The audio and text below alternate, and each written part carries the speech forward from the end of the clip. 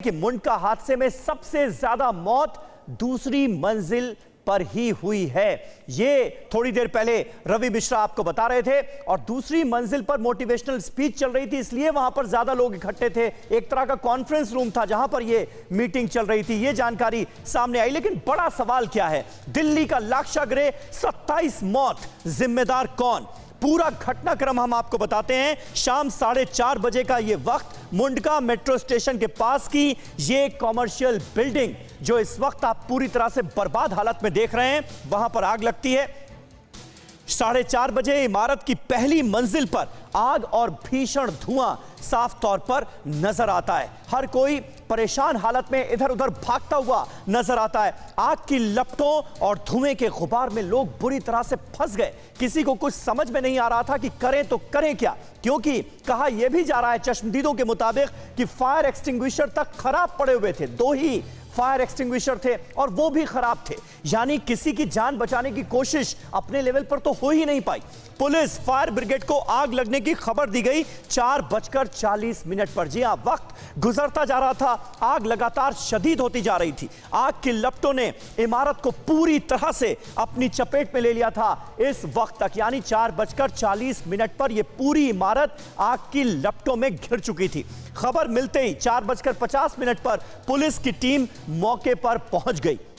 लेकिन जाहिर है पुलिस की टीम जानकारी मिलते ही वहां पर पहुंची थी, पूरी तरह से इक्विप्ड नहीं थी, लेकिन फिर भी पुलिस की टीम, पुलिस के कर्मचारी जो कुछ कर सकते थे वो किया गया। लोगों की जान बचाने की कोशिश आनन फानन में शुरू की गई। जान बचाने के लिए रस्सी के सहारे लोग कूदने लगे, क्योंकि अंदर आग की लपटों से वो घिरे हुए थे और बिल्डिंग के बाकी हिस्से में पूरी तरह से धुआं ही धुआं नजर आ रहा था, दम घोटू धुआं था। लिहाजा लोगों को जैसे जहां से ये कोशिश लोगों ने की कि वो अगर खिड़की है तो खिड़की से ही कूद जाएं, और इस कोशिश में कई लोगों को चोटें भी आईं, लेकिन उनकी किसी तरह से जान बची।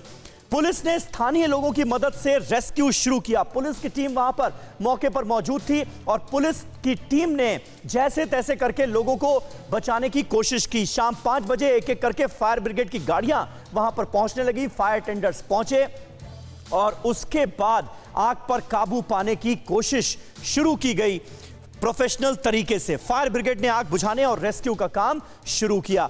जितेंद्र शर्मा हमारे सहयोगी इस वक्त हमारे साथ मौजूद हैं। जितेंद्र, देखिए, सबसे बड़ा सवाल इस वक्त यही खड़ा होता है इस अग्निकांड के बाद, क्योंकि हम हमेशा देखते हैं उपहार अग्निकांड से लेकर इस अग्निकांड का जिक्र कर लीजिए, जब इस तरह का अग्निकांड सामने आता है 4-5 दिन तक एक पूरी ड्राइव चलाई जाती है, कवायद शुरू की जाती है कि इस बिल्डिंग को फायर डिपार्टमेंट से एनओसी नहीं मिली है, इसके खिलाफ कार्रवाई कीजिए, और उसके बाद सब कुछ नॉर्मल हो जाता है, पुराने ढर्रे पर चलने लगता है। यह स्थिति कब बदलेगी? क्या इस बार दोषियों को इतनी सख्त से सख्त सजा मिलेगी कि वो नजीर बने? इसकी तैयारी है क्या? जी बिल्कुल समीर, देखिए 304 का मुकदमा दर्ज किया गया है दोनों मालिकों के खिलाफ, वरुण और हरीश के खिलाफ, और उनकी गिरफ्तारी कर ली गई है। लेकिन जो हर बार की तरह सामने आती है वो इस बार भी लापरवाही से सामने आई। एक ही स्टेयर केस था यहाँ पर, और मैं चाहूंगा कैमरामैन एक बार आपको बिल्डिंग दिखाए और आपको समझाने की कोशिश करते हैं कि आखिरकार ये जो कॉफ इम्पैक्ट्स प्राइवेट लिमिटेड कंपनी है, इस कंपनी के अंदर किस फ्लोर पर क्या काम होता था। ये जो आप फर्स्ट फ्लोर देख रहे हैं, दरअसल इस फर्स्ट फ्लोर के ऊपर यहाँ पर बाकायदा कंपनी का मैन्युफैक्चरिंग यूनिट था, और जो ये सेकंड फ्लोर देख रहे हैं आप, जहाँ पर अभी भी सामने फायर ब्रिगेड के कर्मी, मैं चाहूंगा कैमरामैन आपको दिखाए, सर्च ऑपरेशन करते हुए दिखाई दे रहे हैं। इस पर यहाँ पर कल एक मोटिवेशनल स्पीच चल रही थी, और ये फ्लोर दरअसल कंपनी के वेयरहाउस के तौर पर यूज किया जाता है। और जो थर्ड फ्लोर है, उस थर्ड फ्लोर के ऊपर कंपनी का लैब वहां पर बना हुआ है, जहां पर टेस्टिंग का काम होता था। बताया जाता है कि कल देर शाम जिस वक्त ये शॉर्ट सर्किट हुआ, उस वक्त ये जो सेकंड फ्लोर आप देख रहे हैं, इसी सेकंड फ्लोर के ऊपर तकरीबन 150 के करीब कर्मचारी मौजूद थे।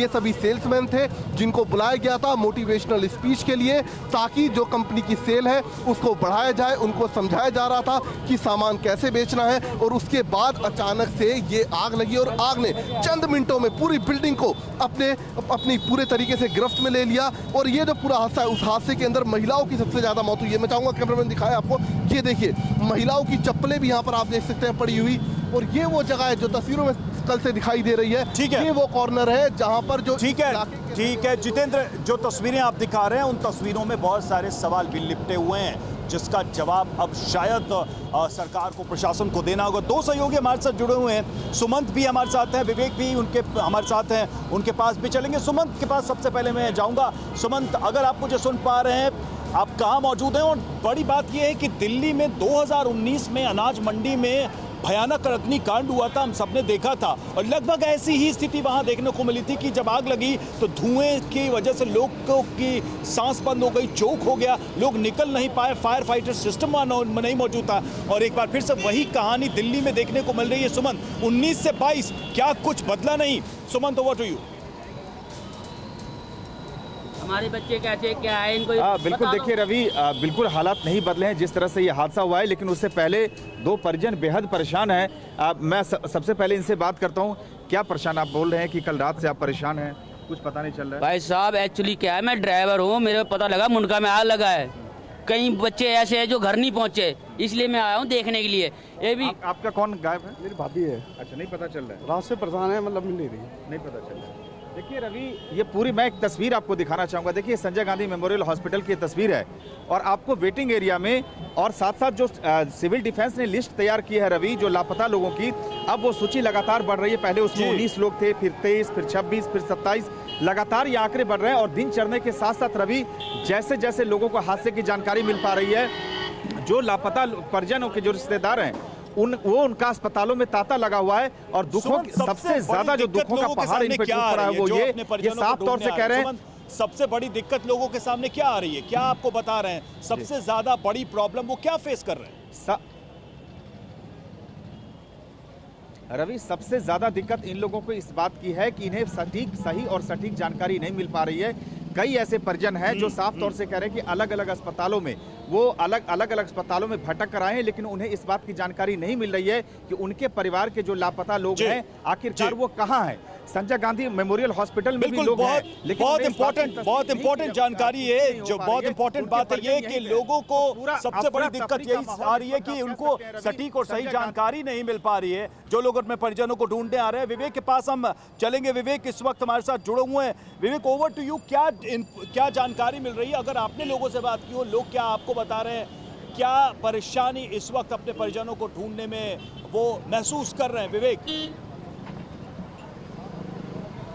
अग्निकांड के बाद रवि, सबसे बड़ी समस्या यही है कि लोगों को सटीक जानकारी नहीं मिल पा रही है। मैं ठीक संजय गांधी मेमोरियल के सामने खड़ा हूं। मैं अपने कैमरा पर्सन से कहूंगा कि वो दिखाएं आसपास के पूरे इलाके का। मैंने जायजा लिया, मैं हॉस्पिटल के अंदर भी जा रहा हूं और पूरा इलाका मैं आपको दिखाऊंगा। लोगों की सबसे बड़ी समस्या यह है कि जानकारी नहीं मिल पा रही है। अंदर एक काउंटर लगा है दिल्ली सिविल डिफेंस का। दिल्ली सिविल डिफेंस के काउंटर पर लोग बैठे हुए हैं और उनका काम यह है कि जब उनके परिजन आते हैं तो वो उनका नाम और फोन नंबर लिखते हैं, और जो लोग लापता है, जो आदमी लापता है, उसका नाम लिखते हैं, उसका हुलिया लिखते हैं और नंबर लिखते हैं। फिर उसके बारे में वो कहते हैं कि अगर जानकारी मिलती है तो वो बताएंगे। एक बड़े बोर्ड पे उन लोगों ने लिख रखा है कि यहां गुमशुदा लोग जो हैं उस अग्निकांड में, उसकी जानकारी हम देंगे। लेकिन अभी तक सच ये है कि कोई जानकारी नहीं मिल पा रही है। 27 लोग जो हैं वो अभी तक, पहले ये संख्या 19 थी, फिर 23 हो गई, फिर 27 है। यानी कि जैसे जैसे दिन चढ़ रहा है लोग आके गुमशुदा लोगों के बारे में लिखा रहे हैं, लेकिन उनको कोई जानकारी नहीं मिल पा रही। ये जो आप देख रहे हैं, पहले ये पूरा परिसर, मैं कहूंगा आपने कैमरामैन से दिखाएं, ये जो सारे लोग हैं इसमें से कई लोगों के परिजन हैं, और समस्या ये है कि कहीं कुछ नहीं बताया जा रहा है। देखिए, हमारे ये जानकारी मिल पा रही है कि कहां से लोग आ रहे हैं? विवेक, क्या इस बारे में बुरा हाल हो रहा है? रो के देख रहे हो आप? इनके माँ बच्चे कहाँ है? बेटा रवि बताइए। सर, किसी ने बताया? कोई कंफर्म कर दो, हमें कुछ नहीं चाहिए। क्या इस बारे में कोई सूचना मिल रही है कि लोग कहां से पहुंच रहे हैं? अलग अलग राज्यों से हैं क्या, या सिर्फ दिल्ली के लोग हैं? किस किस जगह के रहने वाले हैं जो लोग अपनों की तलाश में यहाँ पहुंचे हैं? मुंडका से। आप मुंडका से आए, आप कहाँ से आए? अब वैसी स्थिति नहीं है कि ये लोग जवाब दे। ठीक है, पूरा परिसर दिखाता हूं। बिल्कुल हम समझ सकते हैं इस वक्त एक बहुत ही मुश्किल घड़ी है इन लोगों के सामने, जब इन्हें अपने नहीं मिल रहे, कोई जानकारी भी नहीं मिल